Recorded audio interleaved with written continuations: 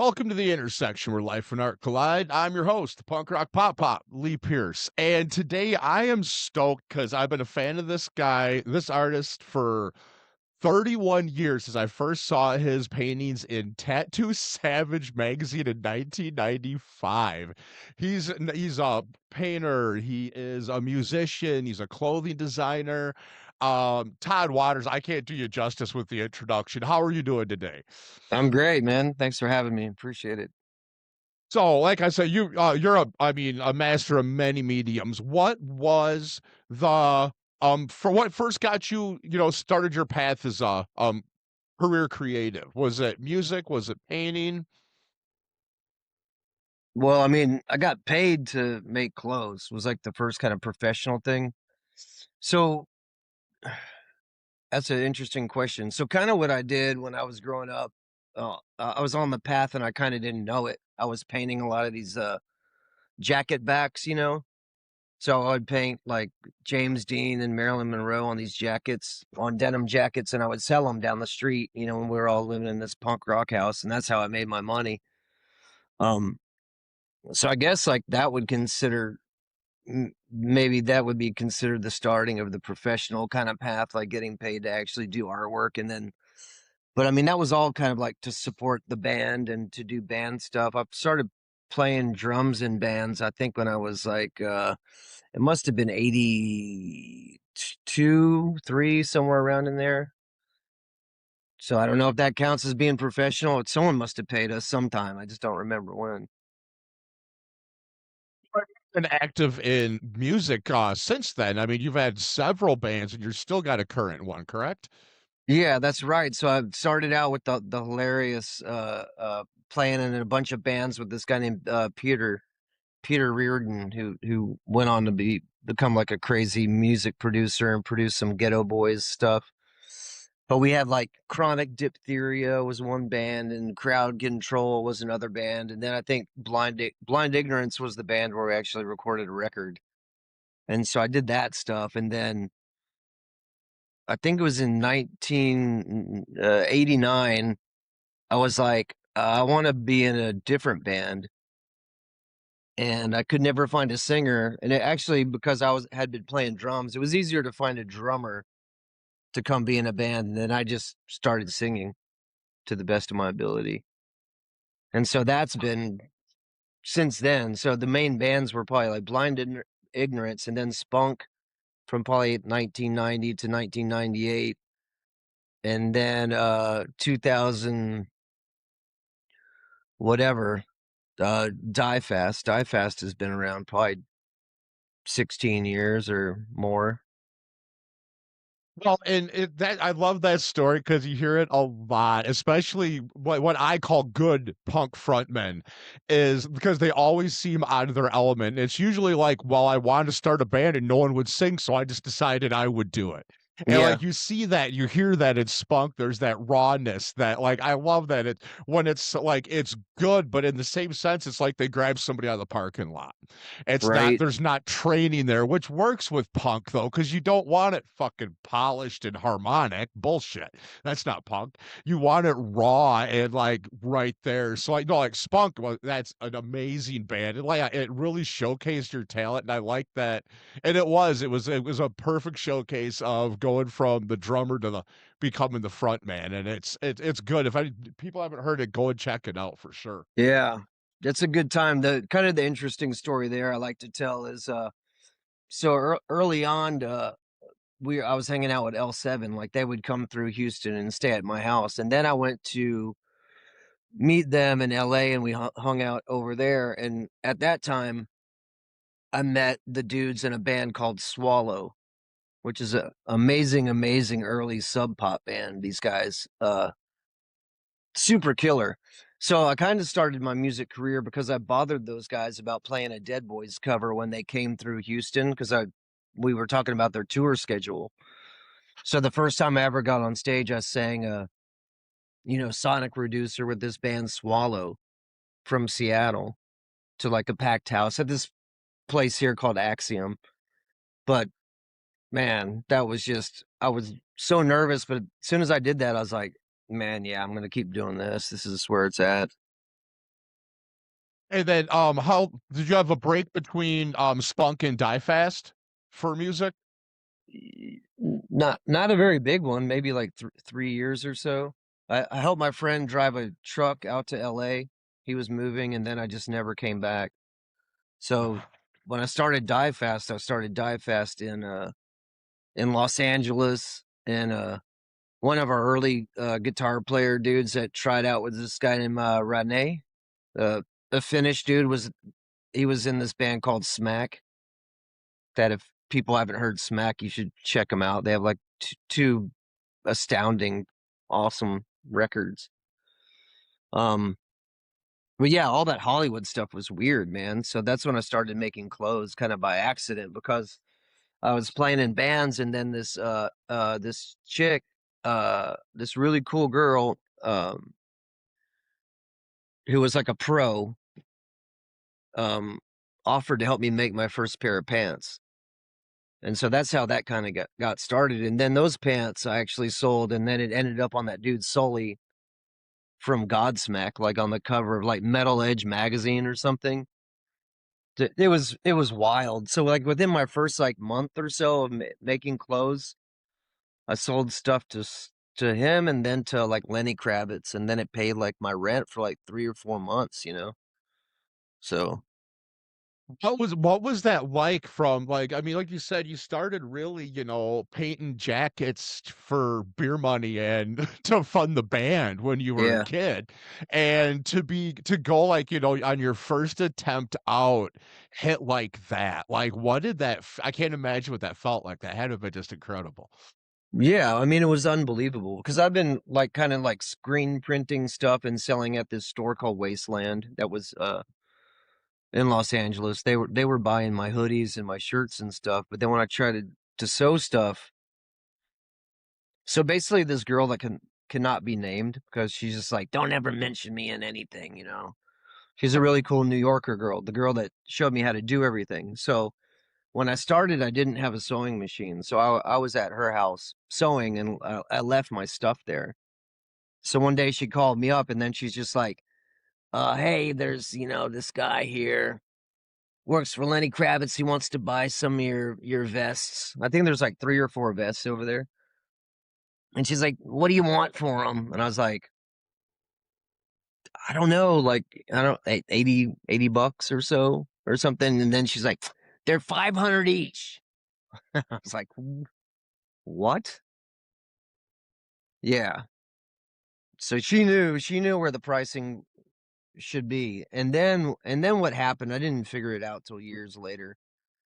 Um, because she had already been dressing all these pop stars. I think she just gave everybody my phone number. Because like after I worked for Lenny Kravitz, and I worked for like Christina Aguilera and Britney Spears, Pink, Shakira, like within the first 2 years, like I was like way out of my element. I barely knew what I was doing, but they liked it because it was like gross and different, I guess. Yeah, because I mean, your stuff, I mean, it's high end and it's got I don't want to use the word grunge, but like it's worn, it's weathered. It does. It's got like a gross effect aspect to it. And Yeah. it's so awesome to see because it's the pretty pop princess getting to step out of their element and look cool and tough and shit like that. Right. But I can't imagine just going into that like that. It's so funny that your friend was able to be like 500 each because like especially like we all got some imposter syndrome, so like I don't know what I'm worth or what I create is worth. And Yeah. then so it's nice when someone helps you set those prices. And like honestly, in the entertainment industry there's different prices for different levels. Like if that was for someone else you would have charged this. Like that's how life is though. And that's okay. Yeah. Everyone in the industry gets that. So that's really cool that that phone call is able to kind of put everything on a path for you. So who has Yeah. been so do you do a lot of custom pieces like the artist will tell you what they're looking for, or do you come to them with a couple options? Well, I think because I've been doing it for so long, yeah, they'll call me up, and then I'm usually like, I'll do three sketches, and then we just kind of like keep working from there. Yeah, I've been really, really fortunate. So when I was working for Motley Crue, like I barely ever did revisions on sketches. Just cause luckily, like they were just like, "Oh yeah, you get it. Yeah, that's cool." Because when I first started working for them, they weren't even using that pentagram anymore. And I remember when I first started designing some stuff for Vince, I was like, "Dude, can we put the pentagram like on the back of a vest?" I mean, because when I was in high school, Greg Winters brought that album to gym class. Because back then, like if you wanted to turn someone on to something, you had to bring the record physically from one point to another. So he Said, would "Hey, bring check records. this song out." Yeah, he would be like, "Man, so."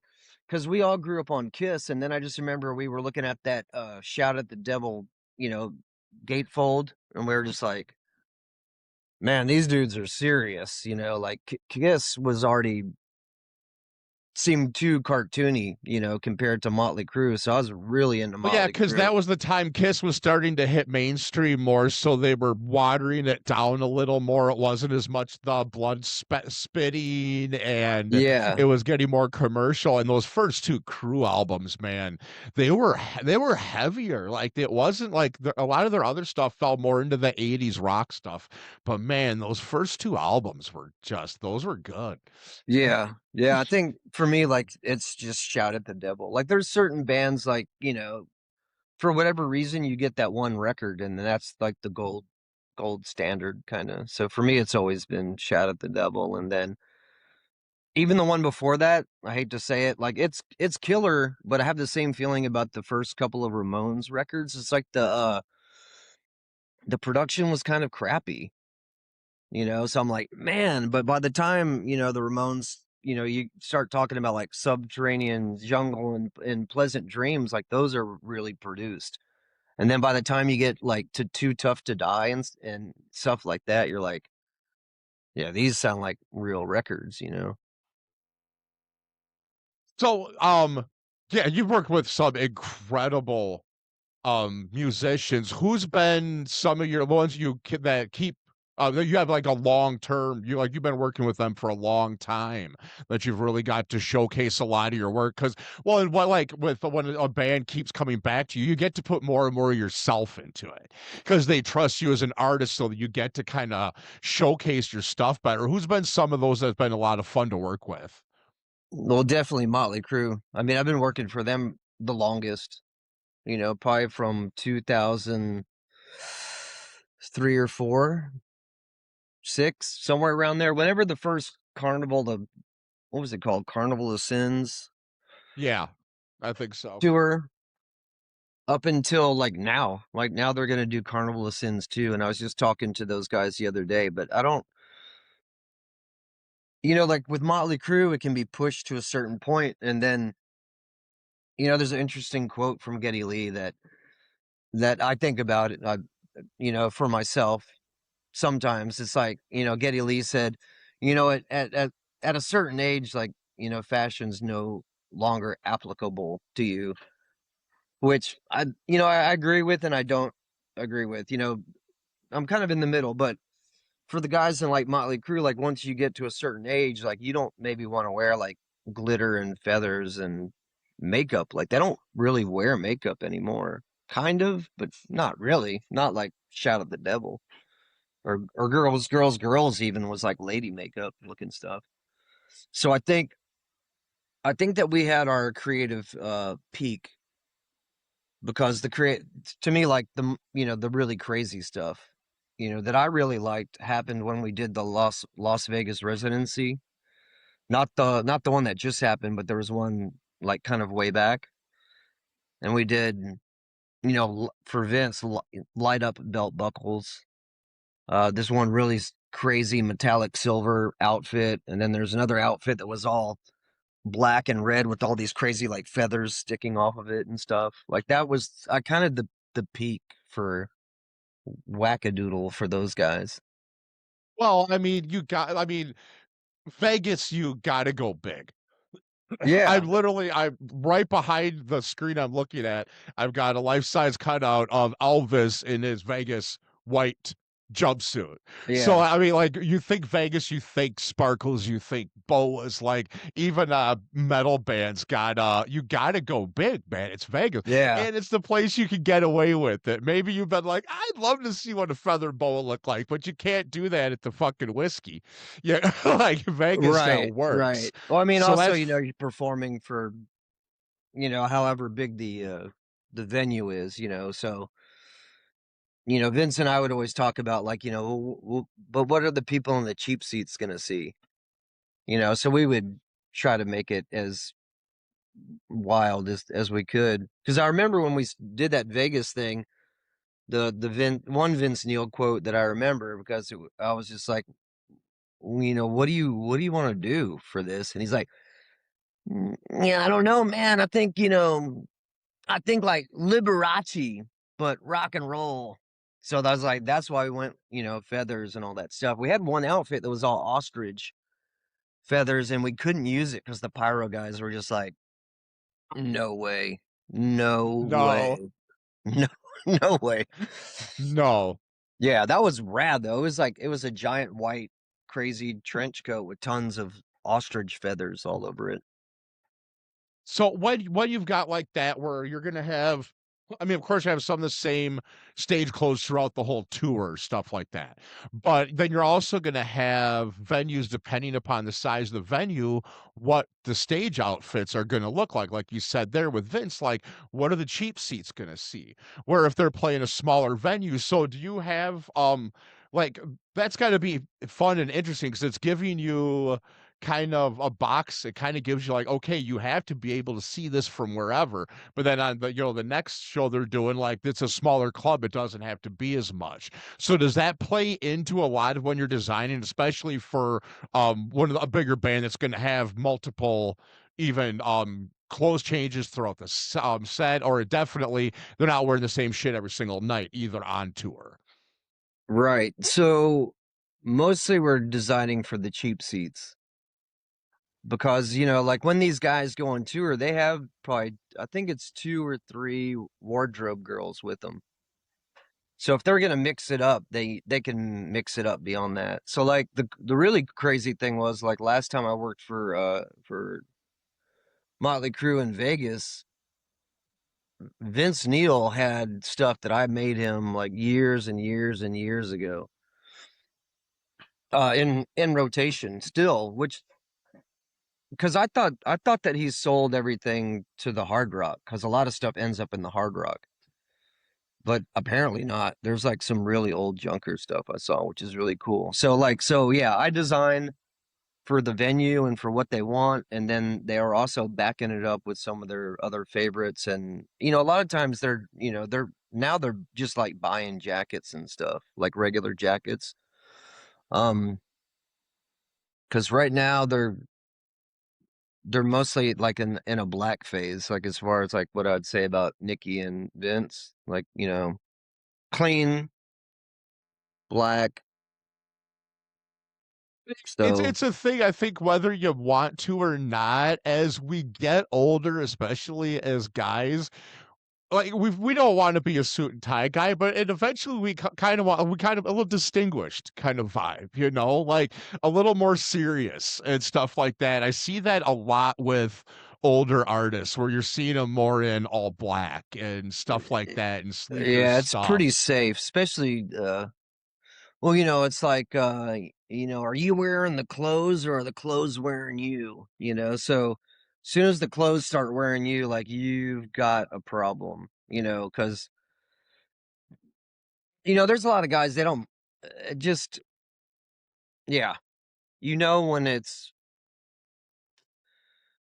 I'm trying to think how to describe it. You can get that vibe when you know that some dudes showed up to a gig, then went So into the it's bathroom, then something put on their it's rock and something. roll.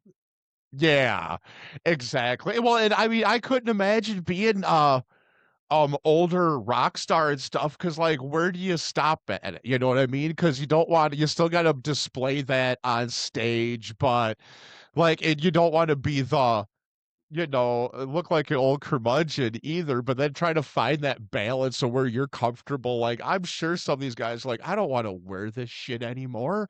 They're like, they Yeah. can't wait to get in the pair of shorts and a t-shirt when they get off stage and stuff. I couldn't imagine being an older rock star. Well, and it's cool. Like, they've got to, for artists, they got someone like you to help them work with that though. Like, hey, we're getting older. We still want cool shit though. Yeah. So what do you do with that? Yeah. Yeah. It's always a challenge. It'll be interesting to see what they decide, like it's kind of hard to wrangle Vince, because he's busy doing a lot of his other stuff. But the reason I like working with him when he does finally have something to say to you about what he wants to do, it's like two sentences. And probably the biggest compliment I ever got in my life was he was just like, you're the man, like, you figure it out, I was like, fuck, all right, I guess I'm the man or whatever.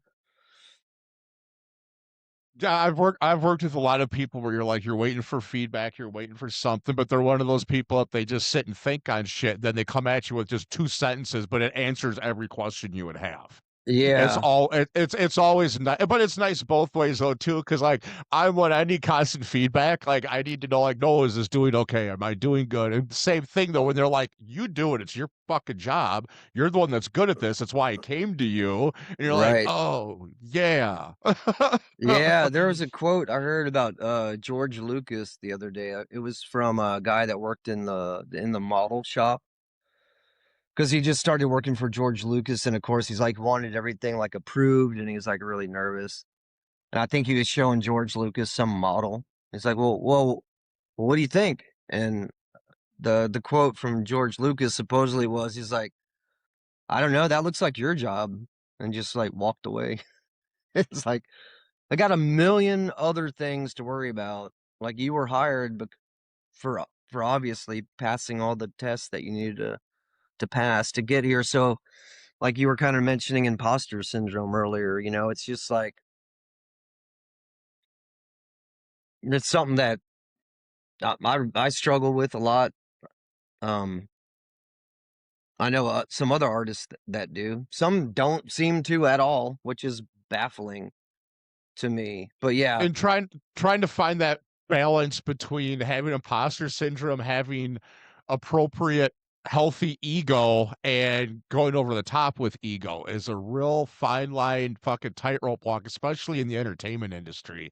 It's weird to see, but it's constant. I think a lot of it is because we're no matter who you are, what you do, you're a fan of somebody else. No matter how big you are, you're a 7-year-old fan when it comes to there's always those artists.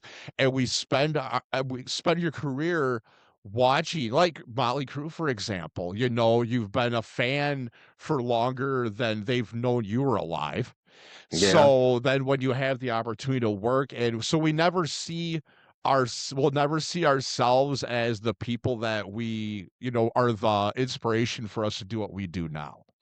And I think that's just part of life, but it's really prevalent in especially in the music industry and the film industry. Cause like I said, like especially when you're a fan of an artist that hangs around, like they've put out 20 albums or they've made 150 movies, like they're 70 years old and still doing it. And it's like, yeah. I'll never be that. So why am I trying? It's Mm. hard to, it's so, I think we set our standards too high because we look up to people that are really great at stuff though. But that's what makes us pretty good too, though, I guess. Yeah, yeah, yeah. I think the other thing that I think about is like when you look at music or film or anything in general, you can be like, wow, well, I'm definitely there's a lot of crap out there that I feel like I'm doing better. You know what I'm saying? Like you see a bunch of really crap bands, you're like, how are these guys on tour and doing all this stuff? This music's freaking terrible. And then I'm just have to say, okay, well, if you think your product or what you're doing is better, then just get to it. Just you know, get to it, because it's all about the presentation, which really sucks. It's, you know, it's like now you have to, I feel like you have to play like the kind of like the internet game, and you know, the constant, you know, taking pictures and posting and learning how to use the I editor and dude, all that stuff. I own a marketing agency, and all my clients are artists that are 1,000 times more talented than I could ever fucking dream to be. And I feel like the biggest prick having to tell them they need to up their Facebook game.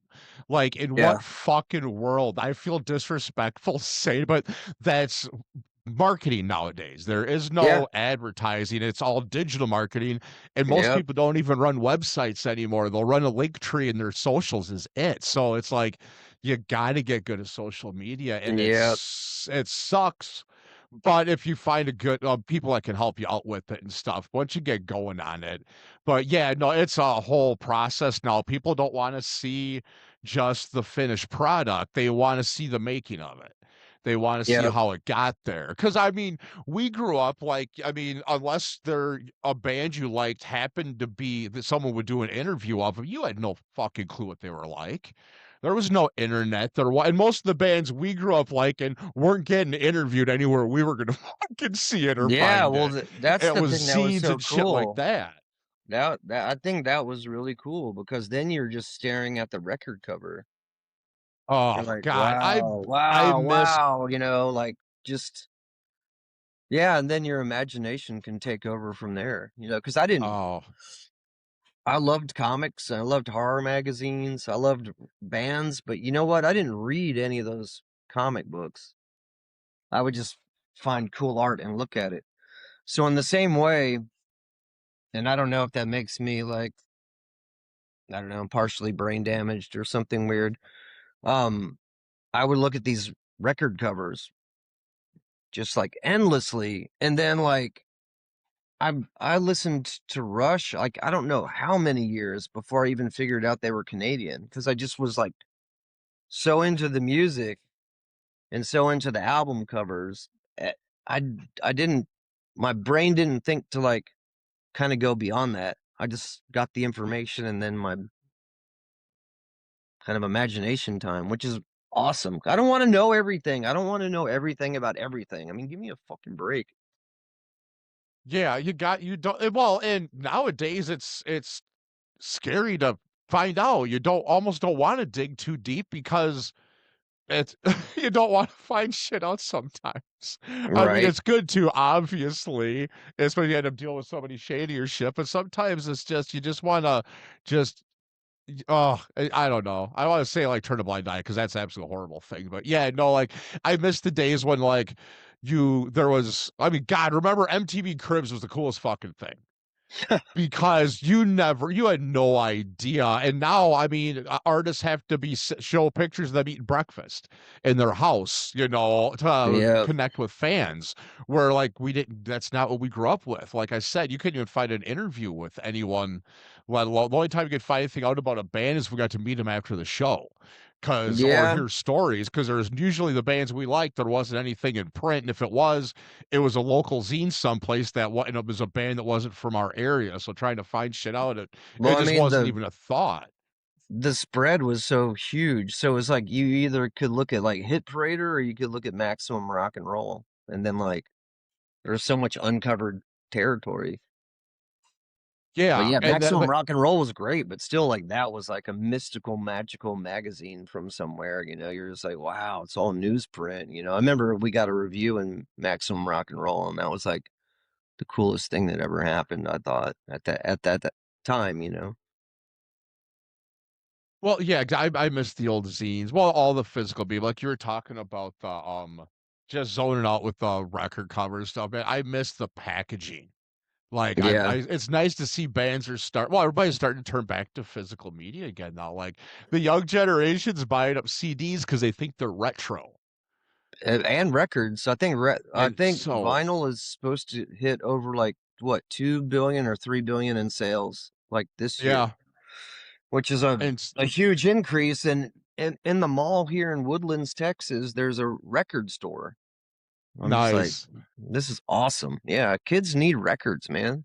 Yeah, well, and they need the artwork, they need the packaging, that's what I miss. You know how many damn, like, records and cassettes and DVDs I bought that I knew were horrible, but the packaging was art in itself, and I wanted it for that. Yeah, I mean, I love that when I could get my when they put as much time into the packaging, and nowadays, when you see bands start playing the packaging when they're writing the record, so it's one big all-encompassing kind of project is just awesome to see. I love seeing the detail and when you can like look through the booklet or at the if it's a gatefold, it tells you what the songs are about without reading the lyrics.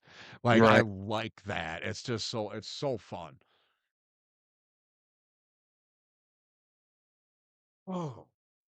So, like I had said, so I have a bunch of questions actually. I got a ton of them. I'll try to narrow them down. So, do you still do a lot of painting and drawing at all? Yeah, yeah, drawing. Yep. Oh, Work, working on this. I kind of like got in this weird space. oh That's wow. that's for like a sleeve design Oh, for Junker. Um, yeah, I love to draw and paint. So we would just listen to records, you know, in grade school. We were listening to like Rush and Cheap Trick and Kiss and drawing. That's all we did. Draw, draw, draw, listen, listen, listen, and then go down to the creek and try to find turtles and look for snakes and run around and that kind of stuff. So yeah, it's like it's pretty hard for me to not do it. The thing I've been wanting to do lately is actually get back on some paintings, like some big stuff. But yeah, drawing with pencil, man, I love it. So I think, when you mentioned that magazine from way back, that was like a huge batch of paintings I did. I guess I was in my 20s, early 20s probably. And then all that stuff got burned up in a warehouse fire. So I think since then I did another big batch of paintings, but I mean, we're talking about like convenience and all that. Just the number two pencil is awesome. So I love it. And I have a comic book I've been working on that's just all in pencil. So you can do it now.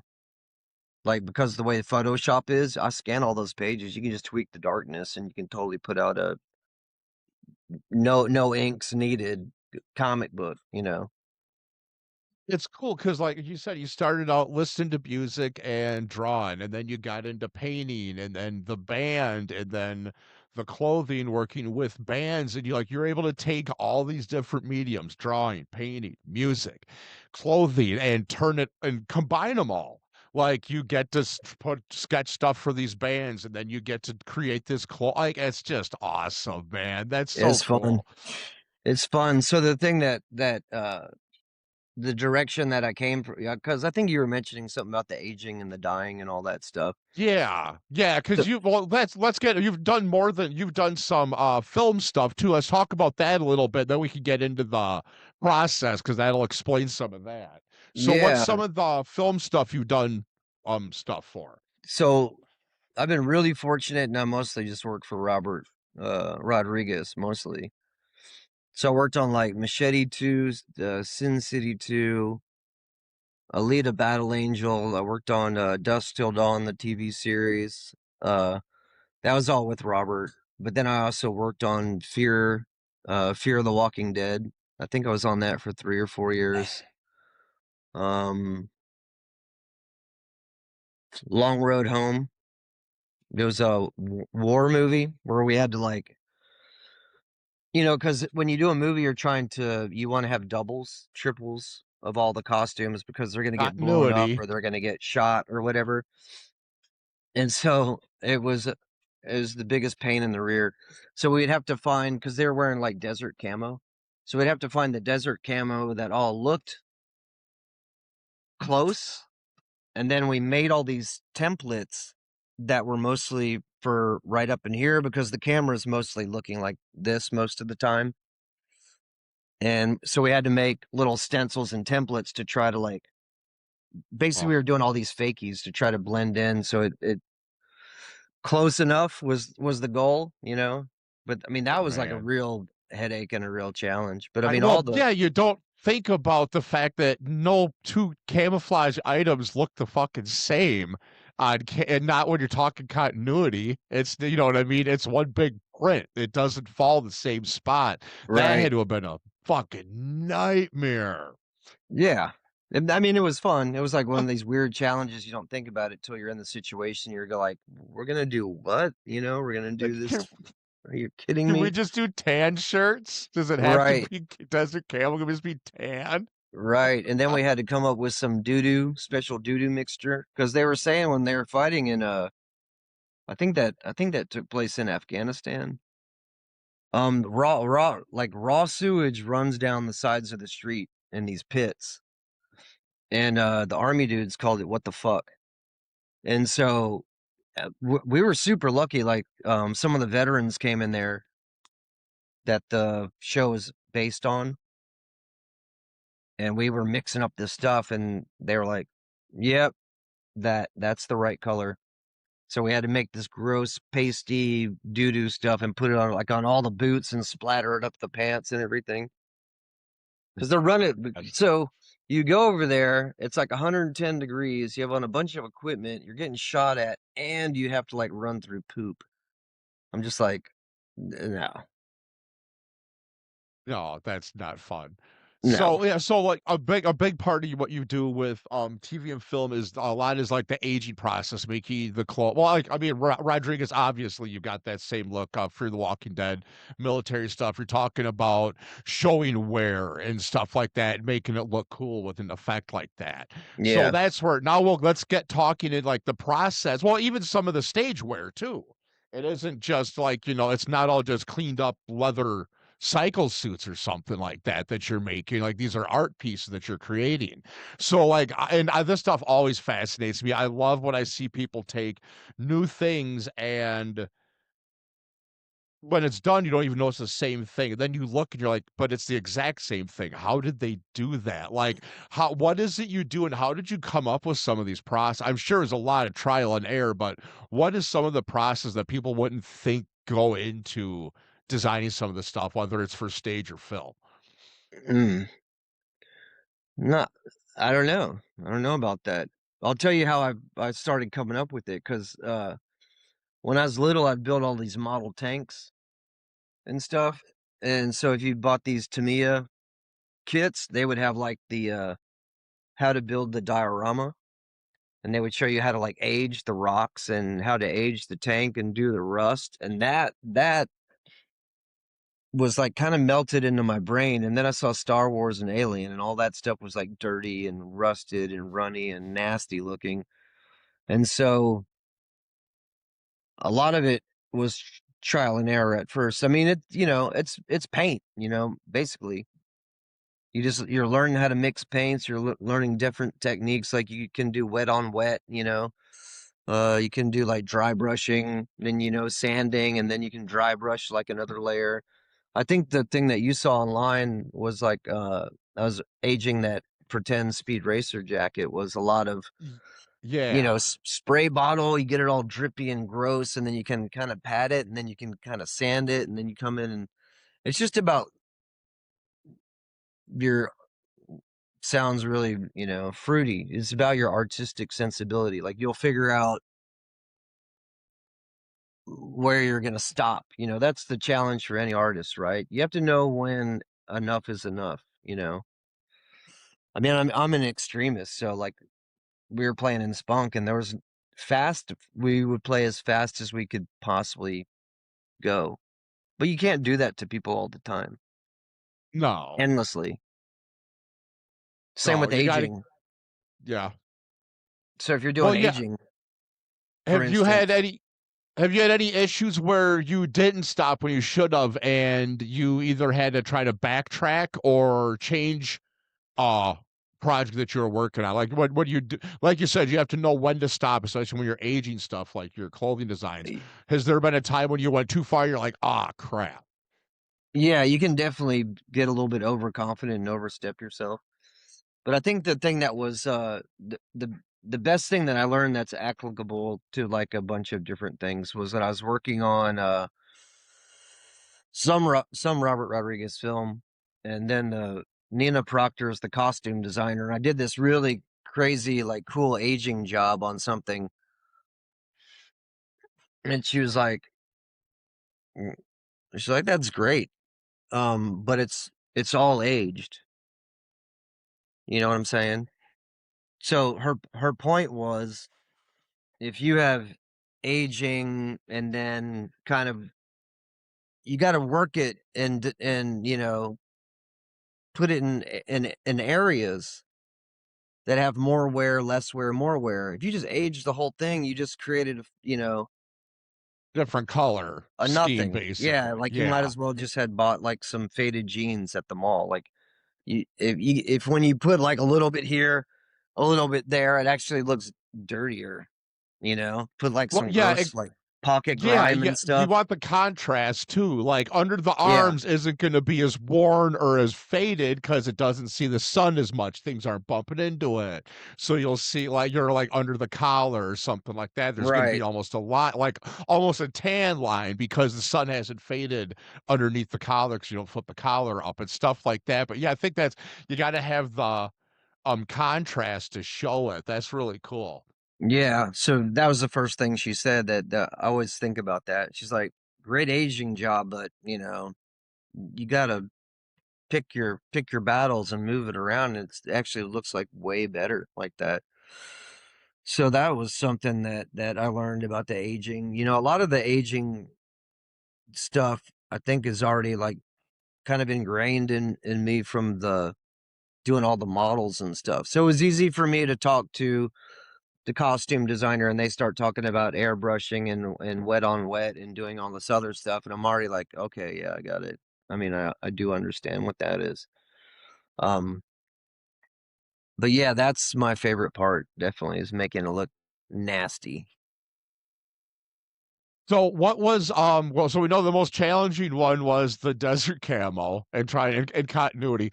What was the most fun oh, excuse me, film or TV project you got to work on because of what you got to create? Not just the, vibe of the place, but because of what you got to create. For film and TV, it's probably Alita, Battle Angel. So there's like three different things that happened that were really really cool for me. So for one, he used one of our junker jackets on the main character, Hugo. It's not the girl, it's like her boyfriend or whatever. He's wearing a junker jacket the whole film. So that was really cool. And then they stuck me in a room for like, I think it was like almost 3 months, because we had a long pre-production time, which you don't usually get, but we really had it. So I was just making kind of sci-fi stuff, taking pants and putting weird pockets on them, making all these crazy harnesses because everyone in the future has like cyborg parts. So they have to have a harness to hold it on. Got to do all that. And then because I worked in the costume department, I when they do these movies, they're saving as much money as they possibly can. So a lot of times for people who are not major actors, they're going to fly them in like the day before for them to do whatever they need to do.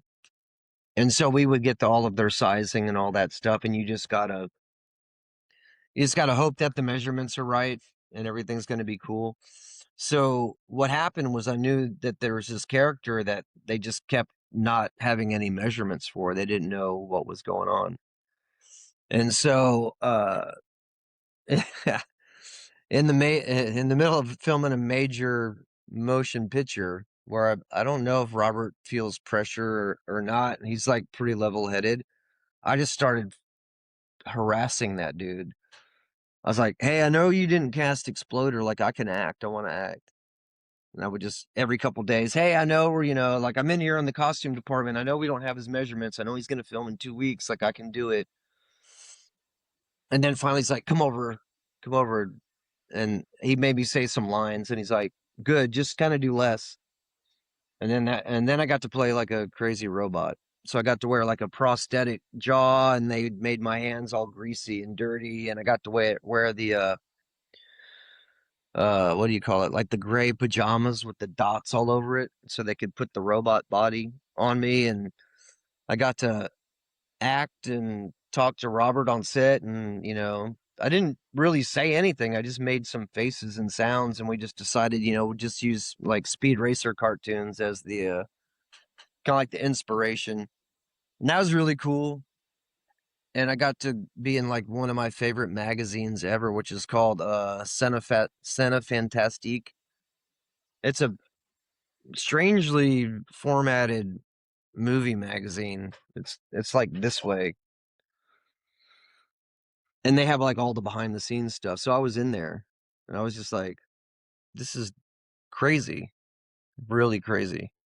From a marketing standpoint, that's a brilliant formatting. Actually, have it be widescreen. Like, I Yeah, mean, for a film, like that's actually really fucking cool. Like yeah. I that's mean, really because you cool. always know where that magazine is, because you can just kind of like glance, and there's only one magazine that's formatted like that. Well, it was like back in the day, like you knew the music magazines. They were all the big square ones, whether it was Alternative Press, Spin, or Rolling Stone. They were always a bigger magazine. So it was always easy to scan newsstands to try to find the new music magazine. Yeah, man, I had a really great magazine this guy turned me on. Oh, no, it was I think Jennifer from L7 turned me on to this magazine called No Exit. Hmm. It's this really whacked out art magazine. It was not 11 by 17. It was something else. It was a huge fanzine, but it had a glossy cover. Wow. Man, so cool. Yeah, I miss print zines. There's still some people doing it, but man, I worked at actually I ran the receiving department for a wholesale magazine distributor for like the whole Nice. Midwest. Yeah, like hundreds of thousands of magazines a week coming through there. It was just insane, and it was always cool. I loved it. Getting to page through, look at the covers, and especially all the music magazines coming through, getting to see them a week before they hit the stands and shit was always awesome. Well, like I said, though, that's where I first found your artwork was in a frickin' Tattoo Savage magazine 31 years ago. I mean, that Yeah. was awesome. Yeah, it was weird. I was in Tattoo Savage and Art Alternatives magazine, like within a year or so of each other. I think I was just really, really lucky because they were on early issues and they were just looking for stuff. And I don't even remember how I contacted those people, but I did somehow, and they liked the stuff. I don't, back then I don't even remember what I sent them. I think I must have had to send them slides or something. Oh, yeah, I'm sure it was slides back in the I remember having to send slides for submissions and stuff like that. I used to do a Yeah. lot of freelance stuff, and yeah, that was always a nightmare trying to get slides made. Well, and I did frickin' Southern Wisconsin. There wasn't a whole lot of places to get slides made. You know, Right. ordering something was gonna take a month to get back to you, and by that time, was it worth it? Yeah. Yeah. So that was really crazy. I mean, because then like you have no idea what the reach was, who saw it, you know. Just have no idea. Yeah. Like I You remember have a no couple people called me somehow. So my number must have been in one of those magazines, like trying to get tattoos or art or something. Well, and you never know what the circulation is. You don't Yeah. know how, how many they're even printing or anything like that. And well, and yeah, like you're saying, the slides, you had to have slides made. It wasn't just getting someone to actually physically make the sides. You had to set up to actually get a proper high quality picture to turn into a slide. Like it Yeah. wasn't, and it's not like you had fucking digital cameras back then either. There was a hell of a process to get the slides made to submit to a magazine. I'm sure Yeah. I've still got shitty slides of my paintings and shits tucked away in a box someplace. Yeah, it's so Oh, easy now. It's oh, unbelievable. Man, so crazy. oh yeah, 'cause everything's so digital now. It makes it's nice though. It does. Only thing, like I say it all the time, the digital age is great because it makes it easier for artists to get their stuff out there. Well, no matter what their medium is, no matter what it Yeah. is. But Yeah. the worst Yeah. part is it makes me sad knowing that my favorite song that or this what would be my favorite song I'll probably never hear because it's so saturated out there trying to find stuff anymore. It's almost harder than it was when we had no access to it back in the day. The Right. oversaturation makes it impossible to find things Yeah. anymore. Because everyone can do it. And then now everything's basically pay to play. So it's like, Yeah, if you want to get your post scene, pay. You want to go on tour, pay. You want to, get your music heard, pay. It's just like, man. So yeah, it's great and not so great things are happening. And like you said too, like I talked to a couple, band manager dudes, and they're just like, the one guy, Rob, that I know, just said flat out, he's like, "Look, I'm not gonna lie, you just need to get a crap ton of people following you on social media." It's like, it's like I literally don't care about anything else. It's like that's the way people operate. unfortunately, yeah, because that's how people find out about everything anymore. They're not that's the only place they're going to look for, and if a band isn't active on social media, people are going to stop following them or it's not going to hit the algorithm. So when they do have a show coming up or a new single or album coming up, nobody's going to see it. So you have to stay active all the time if Yeah, you want. You can't just pop in like the dad that only sees you on weekends and be like, "Hey," and everything's okay. You yeah, got to be there the whole time, or it doesn't hit. That's just unfortunate. That's what the algorithms and shit are. And right. so the more you post, the more people are going to see it. So when it is time to promote something, you're already set up for it. It's not like every time you have something come up, which I mean, but people don't want to do it. You can still have good success with doing paid ads to get your stuff out there too. So it's just one of those. Yeah, I mean, it is kind of a pay to play still though. It's like, it do is. you want to Yeah, put in an hour a day to posting stuff on social media 7 days a week, or do you want to have to pay 25 to 50 bucks a month to promote that one thing that you want people to see? So it's just, do you have more time or money? Is what it boils down to. I mean, but then in the same sense though, people will still not pay attention if they're like, well, I haven't seen anything from these guys in 3 months. So, even if you do a paid ad, people just might not care, still might not see it. Yeah. yeah. I just don't know. I don't know anymore. I still do it. I still post daily. Sometimes you're excited about it. Sometimes, obviously, you're just like not at all. So, do you got I so you had a sample of your drawings, which that's cool. So that's what you sent me a couple of weeks ago. So that was cool. Get to see the progress you made on that. Do you got any clothes that you've been working on that you want to show off? Yeah, I mean, I happen to have a really new one and a really old one, although they look basically the same. So this is called the officer's jacket, and so this is like all new leather that's been totally like abused and aged. And that's It's awesome. yeah, some vintage army stuff. It's got Star Wars sheets in there for the liner, and so with leather, when I was learning how to age leather, I would just spray it with with bleach. I mean, that's what all that stuff is: bleach, bleach, Yeah, bleach. Because I like drippy, so there's like drippy down here, and you can see the splatters it's cool.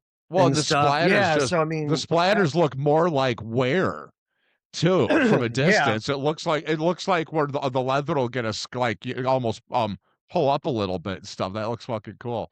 yeah. So I learned that trick from I was in RoboCop Part Two. They filmed that in Houston, and I remember I was watching a scene. They were filming inside a mall, but it looked like it was outside, where these bikers are going down the street in these beat up jackets. And I was just like, wow. And so I don't know how I did it. I guess I just didn't care. I just walked around till I found the costume trailer and I started talking to the girls that were working. And she was like, yeah, those are new jackets. She said, we just stand back and like with yellow spray paint.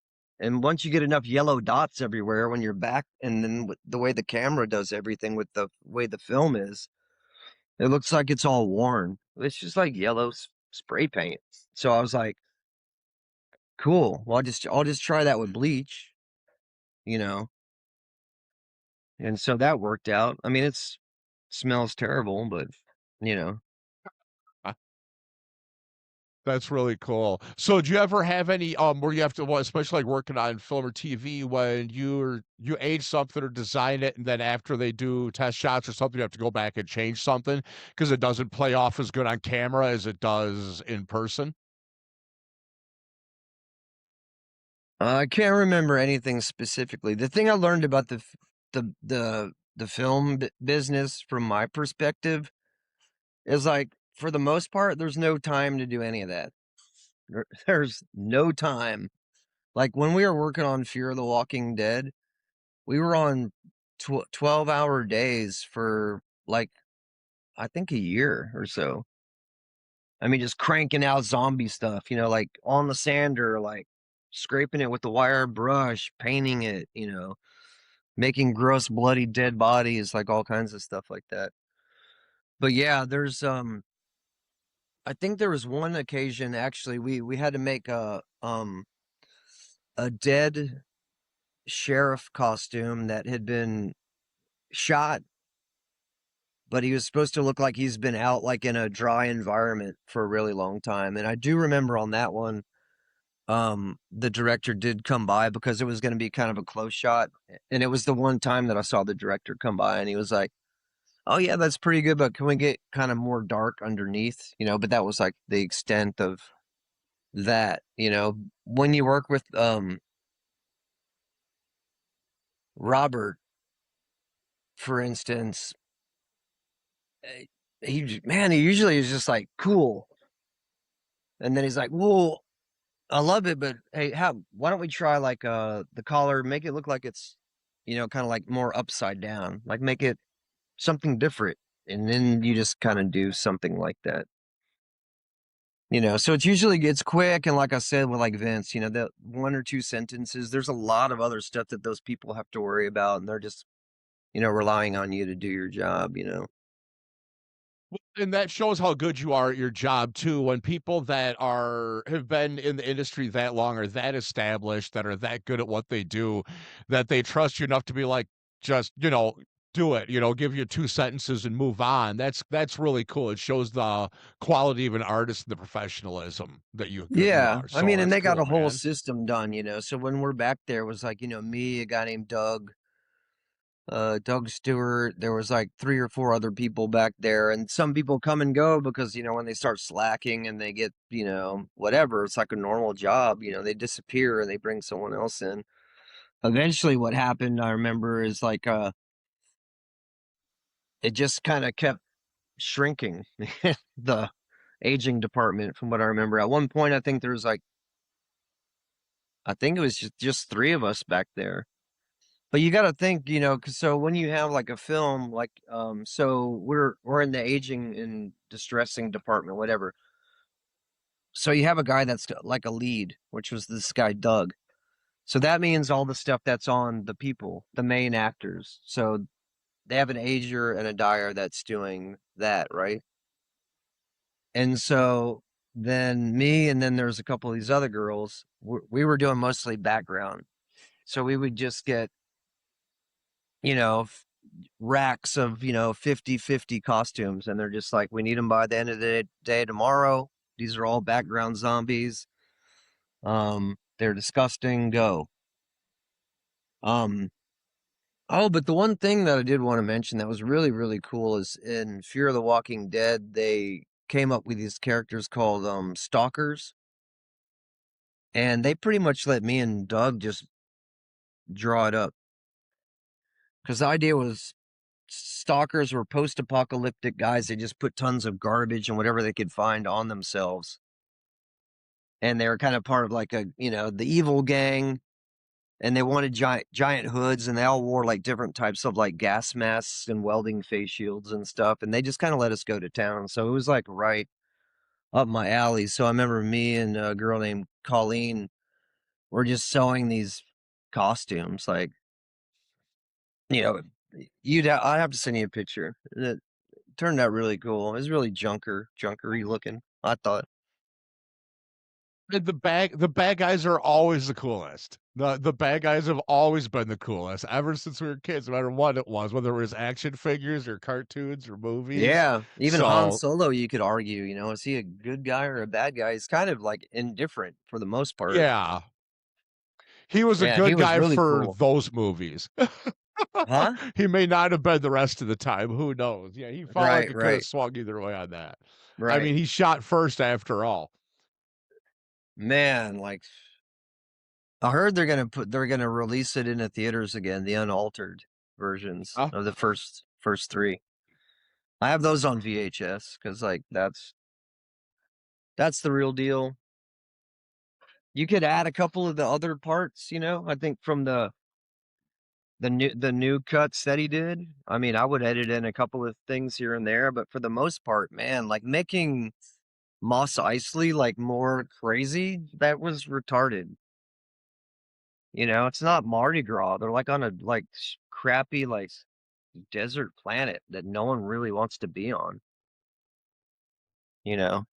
Anyway, Yeah. like I'm a big Star Wars dude, so don't get me started. I Oh love shit. all just most film, anything I could and it's I say with music too. Mostly Yeah. I like a lot of punk usually, but anything that's good, I'll listen to it. For TV and movies, the same. Usually it's all the old shit that I grown up on. Usually nothing that I haven't watched 1,000 times. Yeah. I rarely watch new stuff, and if it is, it's something. It's because it's somebody I know that's putting it out. Yeah. I So, mean and that's usually the that's best stuff, everyone's better than the thing, right? I mean, that happens to everybody because like before like people would be like, "Oh man, I really like the prequels." And it's like I would just be like, "You're retarded." But now I realize like that hit them at the magical moment. So for whatever reason, like they're all about little Anakin and some pod races, That's like the coolest stuff they ever saw. Although I think it's garbage. Come here. All right, Uh, we'll start wrapping up here. So, did you want to show us that other jacket you had hanging up there? Yeah, this is one of the new ones. It's a vest I was working on. There's a video I think of this one getting aged. So this is all vintage army tents that were dyed Oh Jesus! mixed with some canvas, like some heavy canvas. And so, it's all cut and like, rigged together and make some little pockets here. And then you can use acid etching and stuff to turn a lot of this hardware like black and nasty. Like, see how these zipper pulls get all gross? That's from That acid. is that's so cool. Yeah. Then you just throw a little bit of rust in there and a little sanding and stuff. And, it doesn't need much on something like this. I mean, the trick I tried on this was coming in with tape and taping out different areas and then using black wax on other different areas. So depending on how the light is, some of this stuff is going to seem like a semi-gloss and some of it's going to stay like flat kind of in appearance. It's cool. That'll give a total different effect when the light's hitting it. That's awesome. Yeah. Yeah, that's a good time. A lot of those tricks I've been working on is from dealing with bands so much. Like you always got to have something that makes the light do something. Or I mostly started experimenting with the waxes because these guys want to wear trench coats and stuff, but we have to make it as light as possible. So with Steven Tyler, we made some stuff just all out of t-shirt material. But if you put wax on it and some other little effects, it looks like he's wearing like a leather trench coat. Oh But it's not 20 pounds, yeah. Well, the heat on a regular stage, let alone on a big stage like that with the lights and shit that they got cooking on them, and they ain't young either. Fuck, man, a trench coat would kill a regular person. person Yeah. too. So that's Yeah, cool. I people never don't thought about realize, like, stuff what like what that. it is, like, those lights, like, you're being cooked Yeah, for the literally, you're most being part. cooked. Well, yeah, I never and you don't think about the weight of clothes either. Like, I never thought there'd be basically special effects for Steven Tyler, so he doesn't die under the weight of a trench coat. Like, that's super cool to hear, man. Thank you for sharing that. That's cool. Yeah, it's all about weight and movement. It's same thing in movies too. It's like you always want it to be lighter and cooler, and it's just like those, because you're like in films, like so on stage, it's like they have to survive all this crazy activity and everything and not fall over. In films, you have to stick someone in a costume, and then they're bored for like 8 hours out of the day, and then they work for like a couple maybe, or they might be working all day, but it's like you just can't have them sitting around being tortured by outfits like that. So they're Well, always and trying, especially like with especially when you're Crue. working like an aging and dying department too, like it's supposed to be as light and cool as possible, but as dark and heavy looking as possible, Yeah, basically at the same time. That's yeah, just oh man. yeah. I Oh, got to see the Sin City original trench coats and stuff that Nina had made for Mickey Rourke.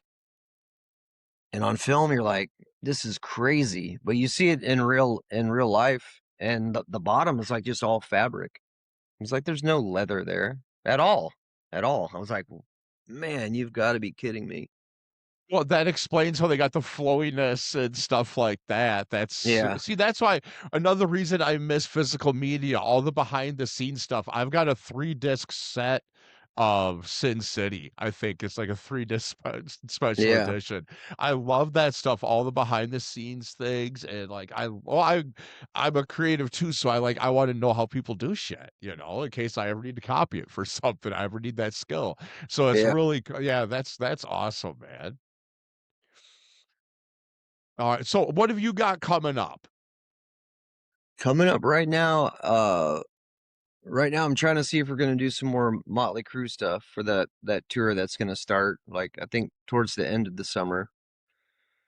I'm just working on a bunch of orders. I'm working on drawings. I'm working on some writing. I mean, not not stuff that anyone's really gonna see. It's all like the behind the scenes stuff. It's like the band is, we're gonna record. I don't know when we're gonna play again, but so yeah, I guess I don't really have anything coming up. Isn't that always a weird thing to say when you're busy all the time, but you don't have anything coming up? You're like, how the fuck is that possible? Yeah, yeah, yeah. It's But totally possible. that's good too, though. That means steady work is always good. So if there's nothing that you're stressing about having to promote or coming up, that means that you're just running good day to day, man. And I'm glad to hear it. Like I said, Trying. man, I've been a fan for 31 years, man. So this has been a lot of fun Appreciate it. talking to you today. I really appreciate you and thanks for coming on. Thanks for having me.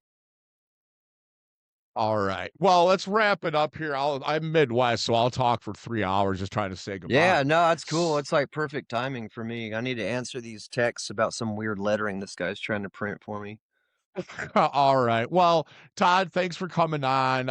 Everybody, thanks for watching, listening. Like, subscribe, share, as always. Give me some feedback, but most importantly, please have fun and be nice to each other because if you're not, there's no fucking point. And we'll see you later.